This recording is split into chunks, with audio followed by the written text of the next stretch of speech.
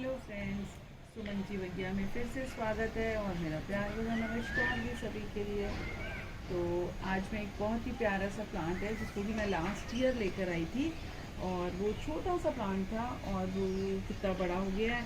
इतना बड़ा है कि उसके लिए मुझे एक नया प्लांटर में उसको शिफ्ट करना पड़ रहा है जिसको कि रीपॉटिंग कहते हैं। जब मैं उसकी रीपॉटिंग करने लगी तो मुझे लगा कि मैं आप लोगों के साथ भी शेयर करती हूँ, थोड़ी बातें भी हो जाएंगी क्योंकि ये बहुत ही बढ़िया सा प्लांट है। और वो तो हमेशा की तरह मैं आपको अपनी हैंगिंग बास्केट्स का व्यू तो देती रहती हूँ क्योंकि सबकी डिमांड तो इसी पे ही रहती है कि हैंगिंग बास्केट्स का ज़रूर व्यू दिया करिए। बड़ा मन खुश हो जाता है जब अपने आसपास हमें हरे ग्रीन ग्रीन प्लांट्स देखने को मिलते हैं और मुझे लगता है ऐसे ही मेरे व्यूअर्स को भी बहुत अच्छा लगता है मेरी सारी हैंगिंग बास्केट्स को देखना।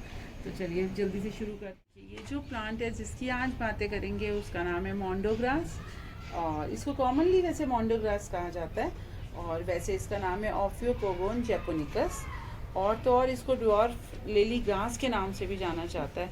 अब ये वो बताना चाहूँगी क्यों लिली ग्रास कहा जाता है, क्योंकि अब ये लिली ग्रास की फैमिली में आ गया है और पहले लोग इसको मोंडोग्रास के नाम से ही जानते थे क्योंकि अब इसकी फैमिली चेंज हो गई है और इसको बहुत ही ग्राउंड कवर में आप लैंडस्केप में कहीं भी लगा सकते हैं क्योंकि इसकी रूट से ये डेवलप होता जाता है और बहुत ही ब्यूटीफुल लगता है।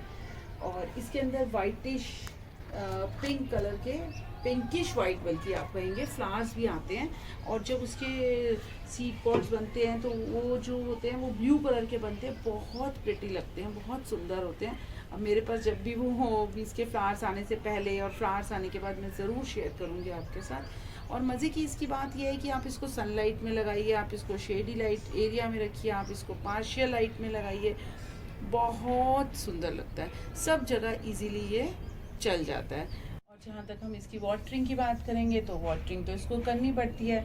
आप अगर पॉट में कर रहे हैं, अगर ग्राउंड में कर रहे हैं तो देखिए कभी नहीं भी देंगे तो ग्राउंड से अपने आप वाटरिंग प्लांट जो होता है वो प्लांट पानी को ले लेता है, लेकिन जब हम पॉट में करते हैं तो हमें बहुत ध्यान रखना पड़ता है, तो रेगुलर वाटरिंग की इसको ज़रूरत रहती है। और तो और इसकी जो प्रोपेगेशन है वो बहुत इजी है। अगर आपको कहीं भी लगा मिले तो अभी मैं बताऊंगी इसकी प्रोपेगेशन करके, आप इसका एक भी थोड़ा सा भी इसका पार्ट ले लेंगे, किस तरह से नीचे से इसकी रूट्स कैसे डेवलप हुई हुई हैं सब दिखाऊंगी मैं आपको, तो आपके घर में भी लग जाएगा। तो हमें एक से अनेक प्लांट बना सकते हैं।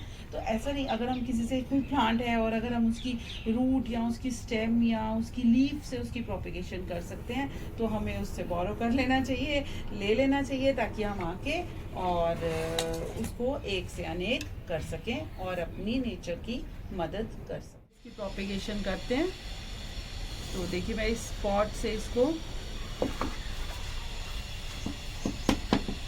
बहुत धीरे से इसको इस तरह से लेके खींचना नहीं है बिल्कुल भी, किसी भी प्लांट के लिए ये थंब रूल है, किसी भी प्लांट के लिए जो भी प्लांट लगा उसको खींचना नहीं है। इस तरह थोड़ा सा करके वो अपने आप देखेंगे आपकी वो बाहर आएगा। देखिए इसको अब मैं ये बताना चाहूँगी कि देखिए इसको रीपॉट करना क्यों ज़रूरी है। इसकी रूट्स देखिए आप किस तरह से ये रूट बाउंड हो चुका है, पूरी तरह से इसकी रूट्स भर गई हैं और जब भी किसी प्लांट में रूट बाउंड हो जाएगा तो उसकी ग्रोथ वो बंद हो जाती है, इसलिए हमें रीपॉट करना बहुत ज़रूरी हो जाता है। और देखिए अब मैं नीचे से दिखाना चाहूँगी आपको किस तरह से हम इसको, ये देखिए आपको रूट से ऊपर से दिख रहा होगा, आप जितने मर्जी इसको अलग अलग कर लीजिए प्लांट्स और आप एक से, ये हर किसी की अपनी रूट आ रही है और आप अलग करके कई प्लांट्स इसमें से बना सकते हैं। तो चलिए इसी के चलते पहले इसको मुझे खोलना पड़ेगा, फिर मैं इसके नए प्लांटर में इसको डालूंगी।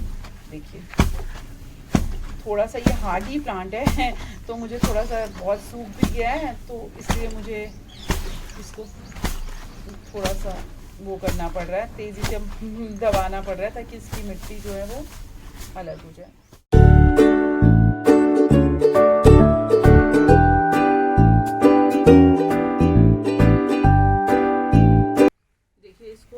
किस तरह से, क्योंकि इसकी रूट्स जो है बहुत बड़ी बड़ी हो गई थी और उसको हम कट भी कर सकते हैं, ट्यूबरस है।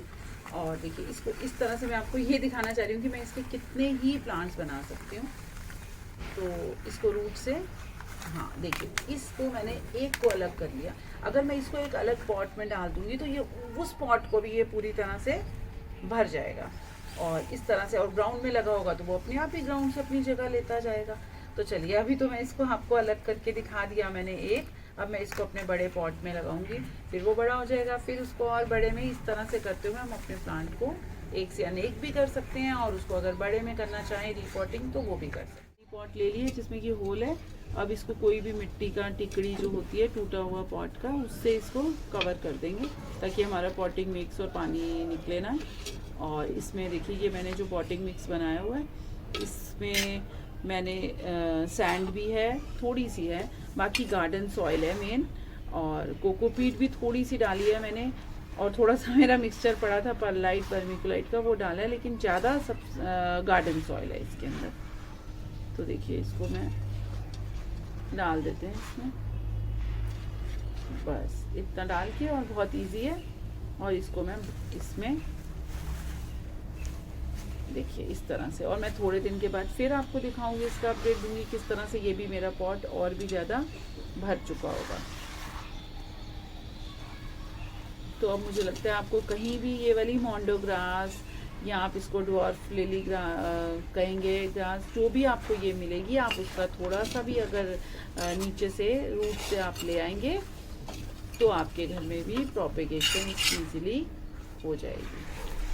तो और जब भी हम किसी प्लांट की रीपॉटिंग करते हैं तो मैं हमेशा की तरह ये ज़रूर आपसे कहूँगी कि देखिए, पानी डालना मत भूलिएगा, इसके बाद पानी ज़रूर डाल दीजिएगा। हाँ, जनरली हम लोग क्या करते हैं, रिपोर्टिंग करते करते हम लोग थक जाएंगे और सोचेंगे अभी डालते हैं, इतने में हम बैठते हैं तो हम भूल जाते हैं पानी डालना। मेरे साथ भी हुआ है ऐसा, मैं तो सिर्फ वही शेयर करती हूँ जो मैंने एक्सपीरियंस किया है।